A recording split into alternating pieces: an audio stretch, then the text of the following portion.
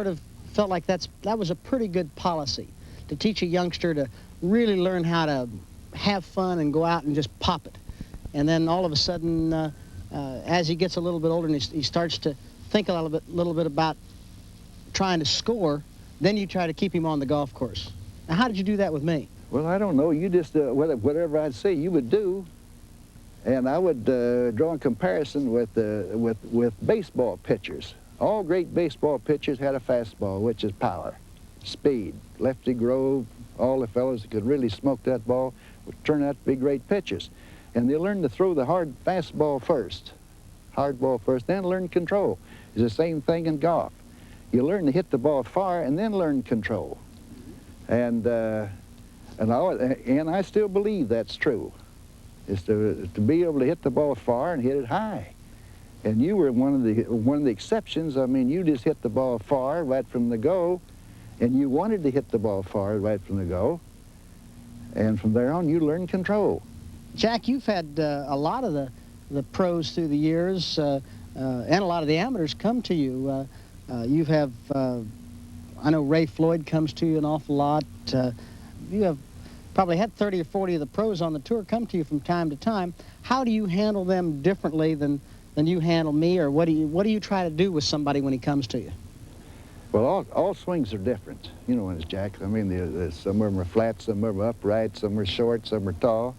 But I usually take what they have and then I try to practice on what they're bad with. In other words, all these players come to me with good grips, or they wouldn't be there to be a fine player. Now, some of the fellas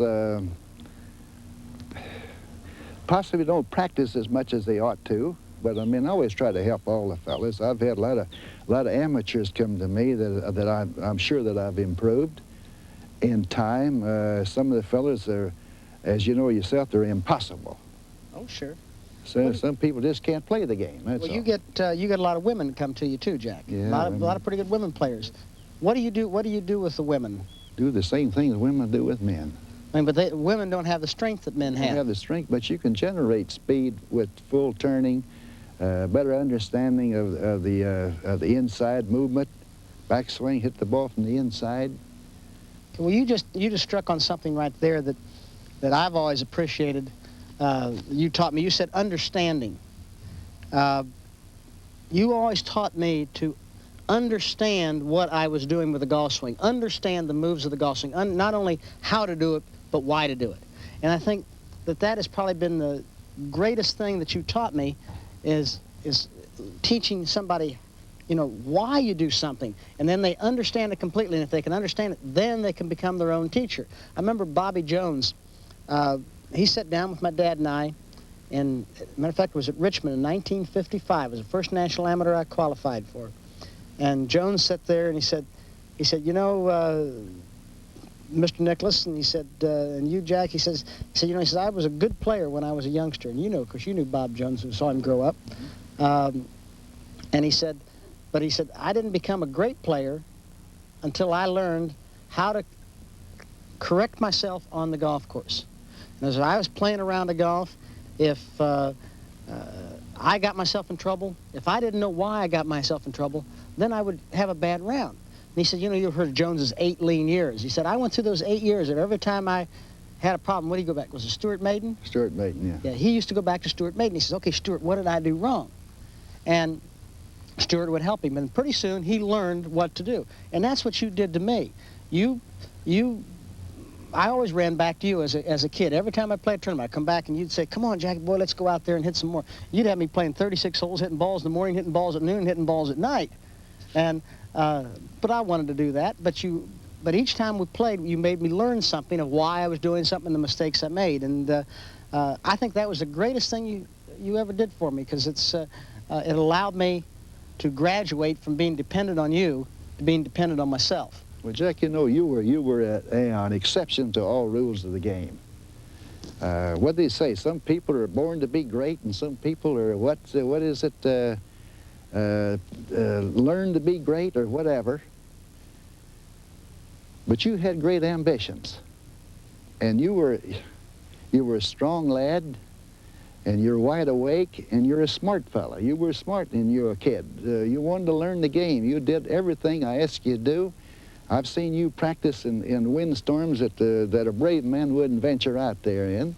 I've seen you. I would say to you, I said, Jack, if you ever play in Scotland, you're going to have to learn to play in the heavy winds, the hard winds. I've seen you practice in rain. I've seen you practice in snow, hail, whatever, and you didn't care. You just wanted to play golf. Well, I remember how many times in the wintertime at Scioto, we used to go down the first fairway, and the snow would be on the ground, and we'd take a shovel and a broom, and we'd go cover a flat spot off and get the snow off of it, and we'd hit balls. Of course, you couldn't pick them up because you couldn't find them. You couldn't lose them. Yeah. And we'd just wait till the next snow, and we hit everybody's practice balls that were in the club, and then we'd try to figure out a way to separate them in the springtime. And then that one year we put the half a Quonset hut up. Yeah, that was nice and warm on me. Oh, that was great. I mean, we put this half a Quonset hut up here, and we put a heater back there, and we hit balls out in the snow all winter long. And you used up all my balls. I used up all your balls, all my balls, and all everybody else's balls. Well, that seemed like a long time ago, Jack. Jack Grout, it was a long time ago. It was great, and I've always admired the way you and your family, and I've admired the way you've played, handled yourself like everyone else, and you're a great champion. Thank you. Jack, something that you and I have done every year is that at the start of the winter season, before I go on tour, you've always gotten me to come down and say, okay, or at least I come down to you and I said, Jack, I'm a beginner. And you've started me out fresh. We start with the grip, the stance, and everything. And, why do you think that's a pretty good practice for most people? Have to review the fundamentals of the game, the hands, the feet, and the stance, posture, and everything. Doesn't make any difference how good a player you are. It don't make any difference. You can fall into bad mistakes by just thinking about it sometimes, laying off, say, in the wintertime like people do. You forget sometimes. You're thinking sometimes something different that might improve you. And a lot of people do that a lot of times. They want to get away with what they know better, and they want to try something different. That's the main thing. Well, from my standpoint too, Jack, I feel that coming to you early in the year, all those things happen, but also it's at a time when I've had a layoff. Not only have I forgotten some of the good things, but I've forgotten a lot of my bad habits. Well, that's good to forget those. That's right. I forget my bad habits and forget the way maybe I was swinging, some of the bad habits I had from the year before, and we try to start out fresh that year, and I said, let's put my hands on the club right. Let's get my feet sitting properly. Let's get my head postured properly on my body. Let's get the proper stance, all the things that you need to get started. I think that's great. Now, you have a lot of people that come to you, Jack, and, I might be one who might be a fairly decent player, but you have a lot of people that come to you in the same way that are never going to be great players, but they enjoy playing the game of golf, and they want to have fun playing the game of golf. When you get a fellow who's never going to be better than a 7 or an 8, obviously he wants to be a scratch handicap, but he's never going to be a 7 or 8. How do you get him to enjoy the game of golf, have fun, and accept what his limitations are, and to go out and enjoy the game? What do you try to tell him? Well, I asked him first, I said, how's your game going? What shall we work on today? I said, is your short game good or your long game good? Or I said, what's happening to you out there now? You're still a 7 or 8 handicapper. You have good power. You have pretty good swing. What happens out on the golf course with you? So that's what you work on. That's what you work on. But you make him enjoy it. You want him to learn to enjoy it. That's right. And I examine his clubs and see if he has the proper clubs in his bag, the shafts and everything, and see his clubs are in good shape and go from there. How many people do you find that come to you have clubs that they can't play with? 60% at least. Yeah. Got the wrong clubs in their bag, wrong shaft. You take some fellas that, I've had pros come to me, big hitters, and they got a soft shaft in their bag. And I said, why do you have a soft shaft in your bag for? He said, I get more power. And I said, you don't need more power. You need to hit it straighter. Yeah. Learn to hit it straight, down the fairway. That's where the money is. You don't play out of the bushes.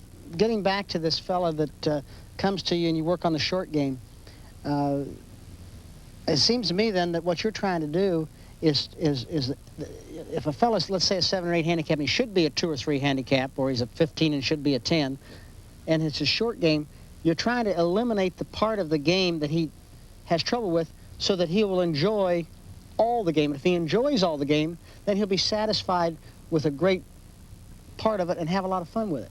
But if he has one part that he fears, in other words, I went for a long time where I really feared playing certain kinds of pitch shots. Like what? Well, the pitch shots over the bunker. You remember when I went to Phil back in 1980, and Phil helped me get the ball over the bunker. I don't have any fear of those shots anymore at all. And I used to hate missing a green because I feared a certain shot. Now I don't fear it, so I don't